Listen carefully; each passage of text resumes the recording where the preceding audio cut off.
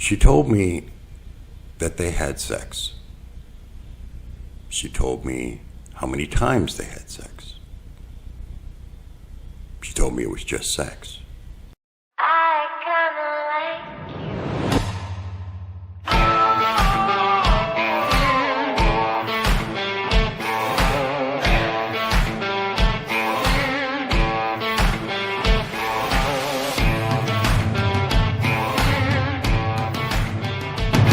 Hey everybody,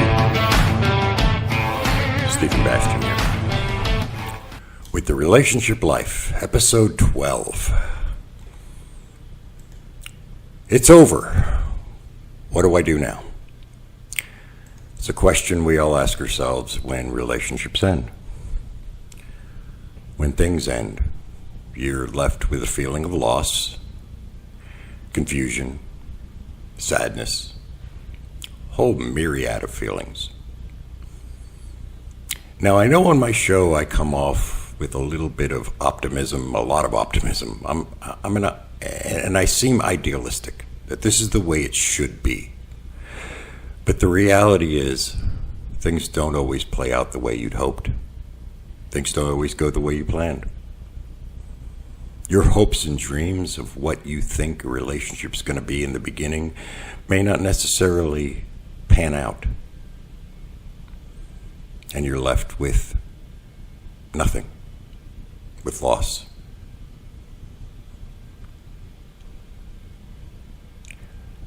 Where do you go from there? Well, I'd like to tell you that there's hope. I'd like to give you the idealistic that if you really love that person, it'll all work out in the end. But the reality is, not necessarily. Sometimes you just gotta move on. There was a girl years ago that I was in love with, and I doubt she watches this show, so her name was, well, I was in love with her. And I waited for her for 7 years. Told her how I felt. She friend-zoned me. She had a boyfriend, and I waited patiently. She kept promising me that if they ever broke up, I would be the one she would look at. Well, eventually, about 4 years into the friendship, and we were best friends,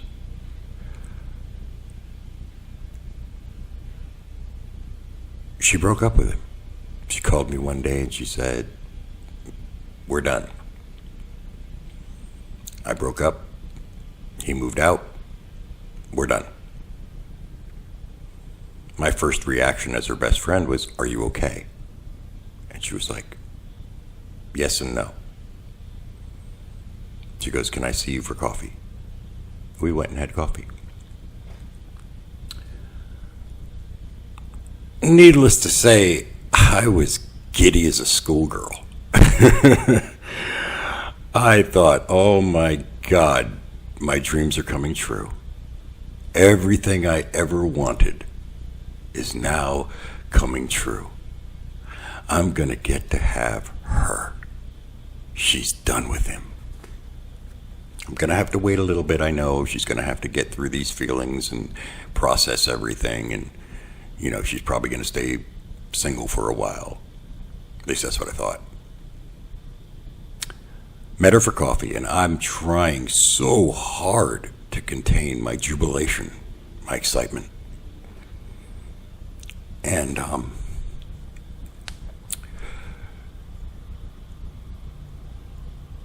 we sat, we had coffee, and she wasn't crying. She wasn't upset. I was like, "Why did it end?" She says, it was over. We were done fighting. We fought all the time, and it just got to the point where I just couldn't take it anymore. And I was done. I said, "But you don't seem upset about it." And she's like, "I've been done for a while. I just didn't tell you. And that harkens back to yesterday when the fire burns out. The fire had burned out for her months before. She knew it was over before it was ever over. And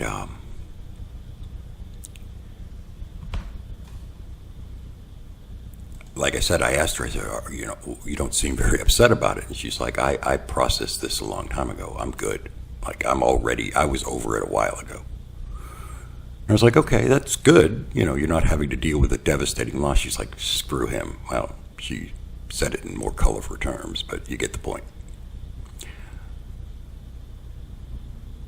I said, get out of the car. We were sitting. Now, when we would have coffee together, and it was a ritual, we would have coffee all the time together. We would go to Starbucks. I would go in and get the coffee. I knew what she liked, so I didn't even need to ask.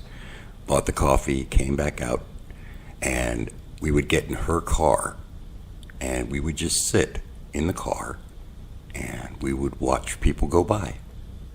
A lot of times we did a fun little thing where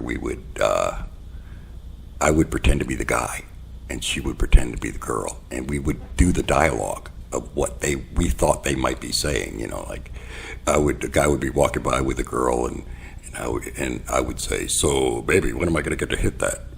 And she would say, oh, I don't know. I'm kind of saving myself for Roger. Well, who the hell is Roger? And it was a fun little thing. You had to be there, but it was really cute. And we didn't do that day. We sat there in a lot of silence. She finally broke that silence, and she turned in her seat and looked at me, and I thought, here it comes. Here it comes. This is my moment, and I basked in that moment. I felt it. Here it comes. She's going to say the words I've been waiting for years. I'm yours. Remember, she'd already processed the feelings for him. She's already over it. She's already moved past it. She's in a place of balance in her life. She was good. It was the best decision she ever made. She was fine with it. She turned in her seat, and like I said, I was ready. I was almost cocky. I was ready. Here it comes. My moment. She said, I've been in a relationship for 5 years. I said, yes, that's a good amount of time. She said, I know what you want, and I know what you're expecting from me. I said, well, I've made it quite obvious, you know how I feel about you. And she's like, I know. And she said, honestly, I love you too. Awesome. Okay, I'm ready. Here it comes. I'm excited. She said, I need to take some time for me. I said, of course, absolutely, yes. I get it. I thought you were ready. I thought you were in a good place. She says, no, I am ready, but I need to take some time for me. And I said, okay, that's healthy, that's good. She goes, no, you don't understand. I've been in a relationship for 5 years.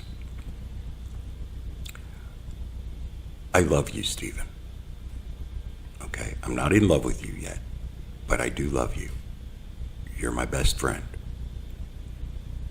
I said, you're my best friend. I love you too, and I am in love with you. You know that. And she's like, I know. But I want to prepare you. So I want you to just understand what I'm trying to say to you. And I said, okay. Now all of a sudden alarms are going off in my head. Red alert. Pull up.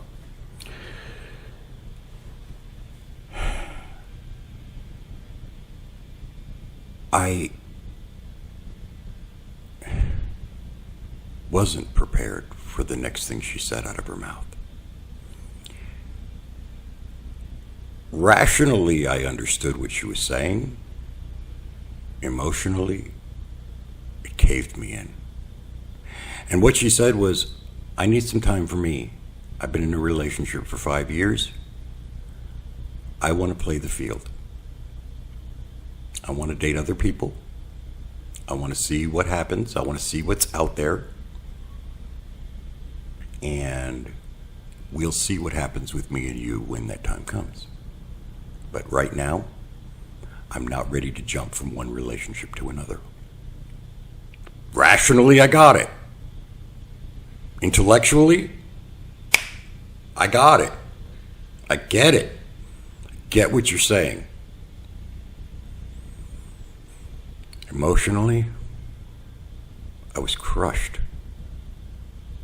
I tried to hide it from her, but I did a piss poor job. It was terrible.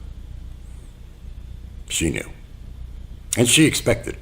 She told me later on, I knew you were going to take it badly.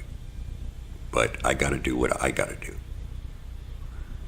And like I said, in the days after that, we hugged and I went home. I had to process what she had told me, and it was hard. It was hard. God, it was hard. It hurt on a deep, deep level. I don't think I ever cried so hard in my life. I was a basket case.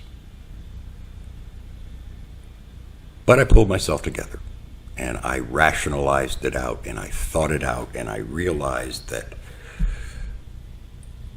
she's right. I mean, if we have any hope of being together, I don't want her to jump into a relationship with me and then always wonder what could have been with someone else. I want her to get it out of her system. Get it all out of her system. Bang other guys, do whatever you want to do. Get it out of your system. I don't need to be your next. But I wanted to be her last. And that is what drove me forward. That is what made me tolerate it. And this girl, she had no filter. Like, I would call her up. I remember the first time it ever happened. I said, so what'd you do last night? She said, I went to a party. I was like, what happened at the party? How was the party? She says, it was good. It was fun. It was on the beach.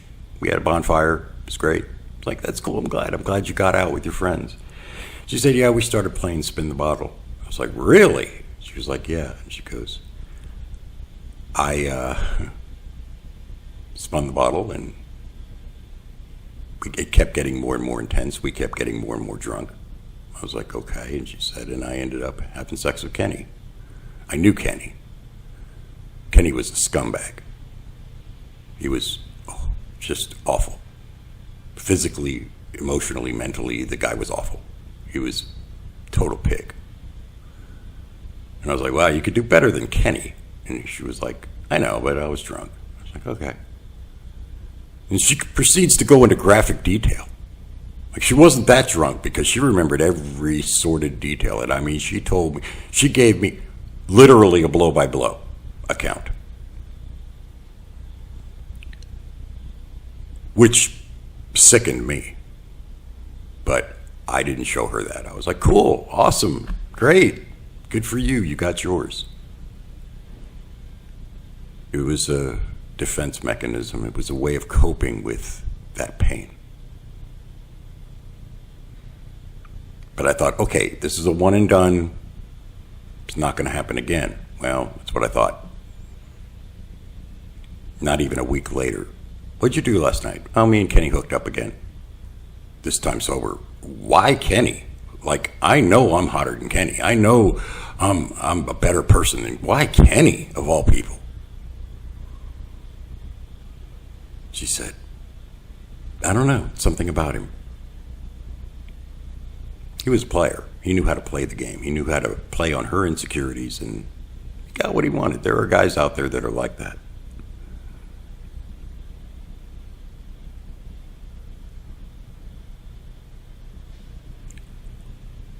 I had a hard time with that.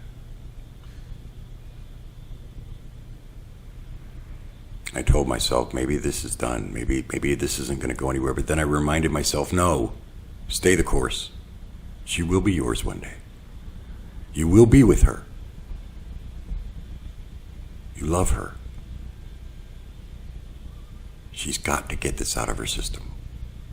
So I thought, okay, so she's banging Kenny. That's not going to go anywhere. She's not going to get in a relationship with Kenny. He's a pig. She knows it. She's told me he's a pig. And see, he's not next. He's just right now. Okay. You know, she was like, I gotta do what I gotta do. Okay. Kenny had a best friend named Billy in New Jersey. And I was doing tile at the time, and she wanted to work. She needed money. So I said, okay, come work with me. I'll pay you well. I paid her ridiculously well. I paid her better than I would have paid an actual installer because I knew she wanted money. She had kids. She needed money. I paid her really well. We weren't even finished with the job we were on, and she told me, she said, my best friend, she had a best friend, a girlfriend, and she said, my best friend and I want to take a trip up to New York. I've always wanted to see New York, and I want to see the city. I said, I've been there. Man, the city's awesome. You're going to love it. She was like, can I get an advance on this week's pay so that I could go up there? And I was like, yeah, absolutely. I go, how are you getting there? She goes, well, I'm going to drive my car. And I go, oh, your car's a piece of crap. It's not going to make it. I doubt it'll make it out of New Hanover County. We were living in Wilmington. I was anyway. She was too. I said, I don't think it's going to make it out of New Hanover County. She goes, I know. I'm worried about that. She goes, I don't know what I'm going to do, but I don't have any other choice. I had just bought a car. It was a minivan. And I was using it for work because I was also, DJing at the time, and it fit all my DJ equipment. So, without even thinking, not only did I give her $500 in advance on her paycheck, but I gave her the car. And I wasn't letting her borrow the car. I signed the title over to her and got it insured. I had it bad. I loved this girl. I thought maybe her friend, I knew her friend, and I thought maybe her friend will give her perspective. Maybe her friend will help her. Maybe they'll talk about me. Maybe when she comes back, she'll really be mine, because she was so happy about the car. And I thought, maybe I've scored some major points. Maybe this is my chance. I'm not trying to buy her love, but show her that I can step up. She was very thankful. We were sitting out in the driveway of my house. Her car was parked behind mine. I was leaning up against the trunk of my car. She was leaning up against the hood of hers. We were about 6 feet apart. I said, well, you're single now. And she said, yeah. And I said, I want you to have fun on your trip. She said, oh, I will. I said, good. That's going to be awesome. I said, if I wasn't on this tile job, I'd offer to go with you. She said, I know. It's okay. It's cool. I want to get away with her. I said, okay, cool. I said, can I tell you something without you overreacting or judging me? She's like, you can tell me anything, Stephen. And okay. I said, I really want to kiss you right now. She said, I was hoping you would say that. And when she did, it was a romantic freaking moment. It was like out of a movie. I got up, leaned up, stood up from the hood of the car, walked over to her, boldly grabbed her and planted one on her like sparks. She actually said, wow.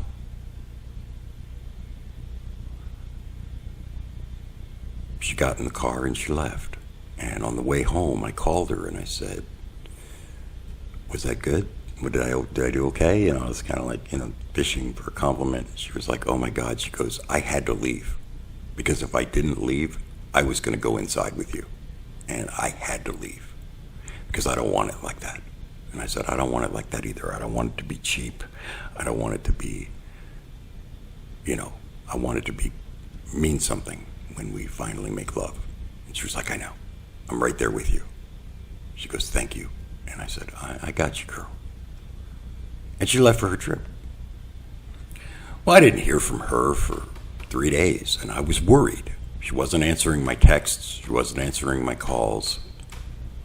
I went to Facebook and I looked around her page. Didn't see any pictures in New York. Didn't see any pictures. Now I'm almost in panic mode. Something happened. Did she get in a car accident? Did something happen to her? You know, what's going on? I checked her sister's page to see if she posted on her sister's page, see if she commented any of her sister's posts.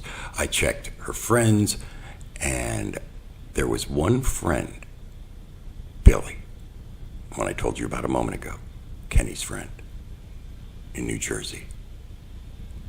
I went to Kenny's page and blazoned top post on his page was a picture of him and her sitting on the back of his Jeep making out. Obviously, the picture was taken by her friend. It wasn't a selfie. I was horrified. I bought her a car. I gave her a car. I gave her like twice her normal paycheck. She hadn't even worked the whole week. Didn't even finish the job. It shredded me.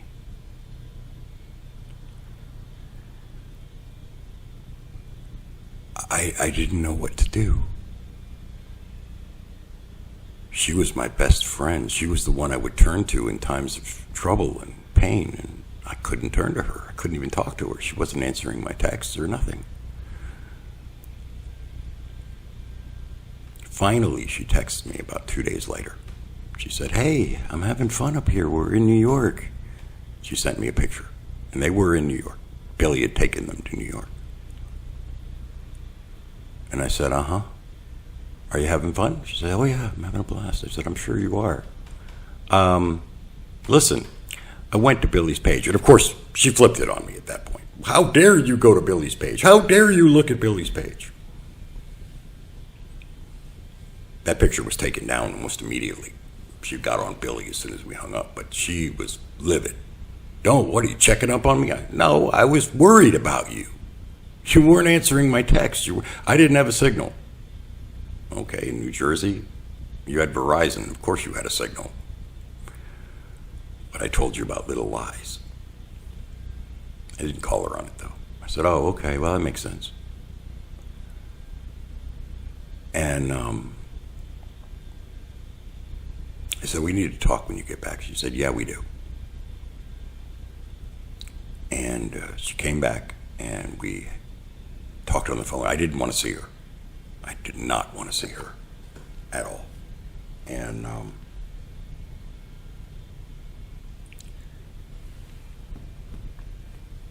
it crushed me.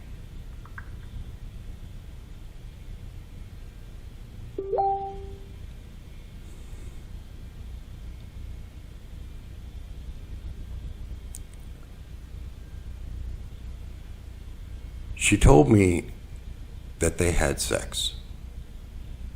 She told me how many times they had sex. She told me it was just sex. Well, let's fast forward a couple months because I don't want this to be an hour-long show. Kenny moves to Wilmington. He packed up and moved to Wilmington. She was that good.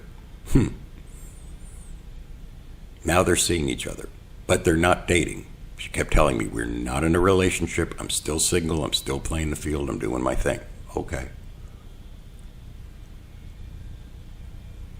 But she was with him every night. And it hurt.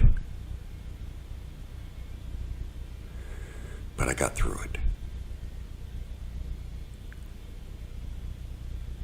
Well, I justified it a lot. I kept telling myself, she's doing what she's doing. She's got to get through it. And eventually we will be together. It's just stay the course. Hang on, Stephen. You can do this. You don't have to be her next. You can be her last. And you'll live happily ever after. Idealistic. She broke up with Billy. I don't know why. She never told me, but they ended things. He moved back to New Jersey.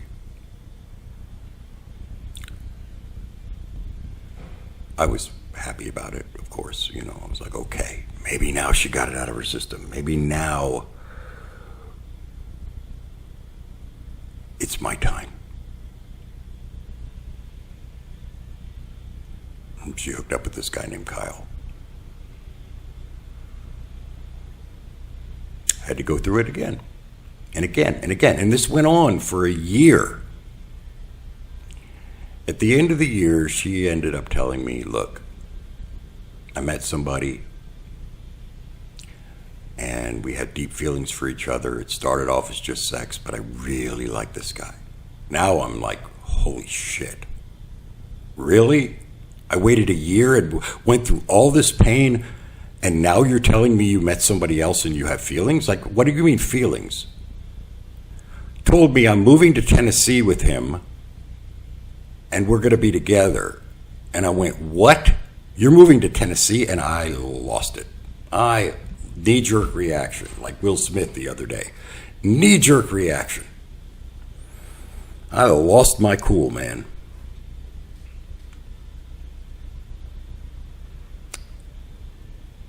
She not only moved to Tennessee, she ghosted me.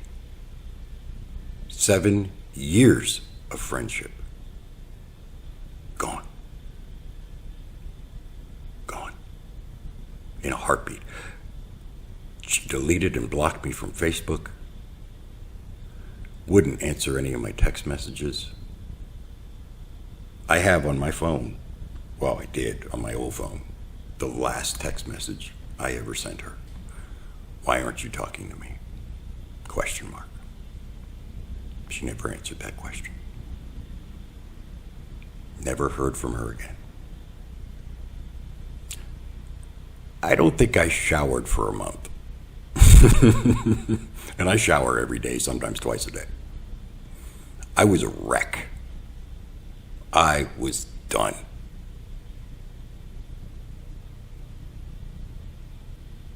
Suicide wasn't only a thought, it was actually an option. The only reason I didn't do it is I have kids.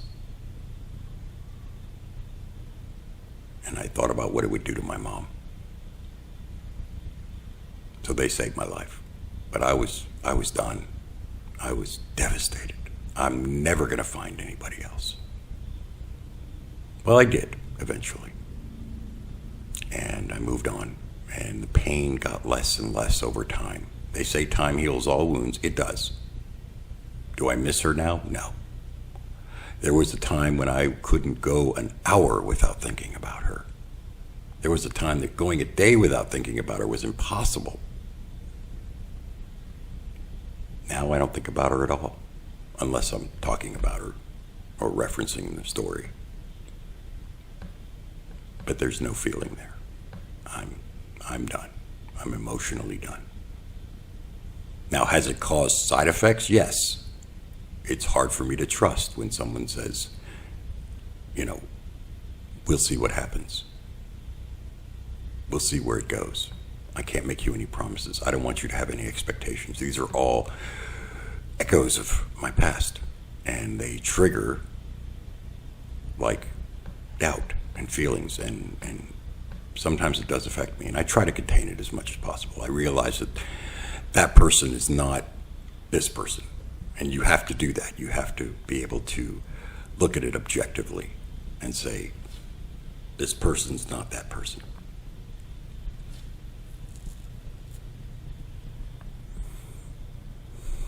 You have to handle the loss.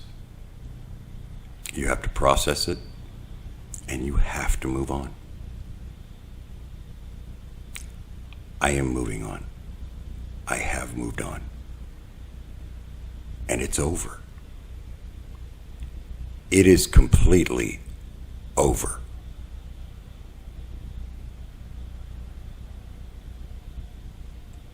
Because sometimes you hit the last straw. Sometimes you realize that what you were doing in your idealistic views, your hopes and your dreams are fantasy. They're fantasy. Because the reality is people suck. And people don't always do what you want them to do or what you expect them to do. That person that says that they love you, it's just words. Actions speak so much louder than words.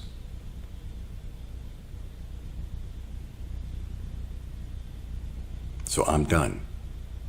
And if you're in that situation, you can be done too. Whether you're ending a relationship or whether you were in love with somebody that you knew you couldn't have from the beginning. And I knew it was a long shot with her. I knew it was a long shot. I've always known it's a long shot. But there were glimmers of hope, and I kept that hope alive. Hoping that finally things would go my way. Well, now I know. Now I know that my idealistic views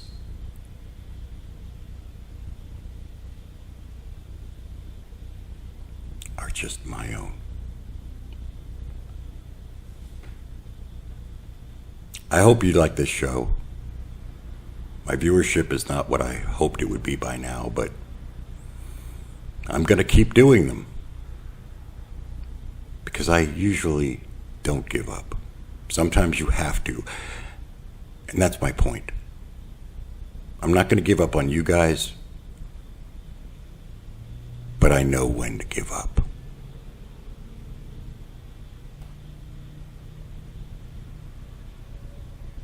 It's over.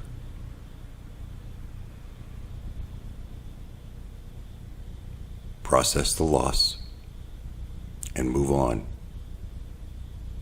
and hope you haven't made the biggest mistake of your life.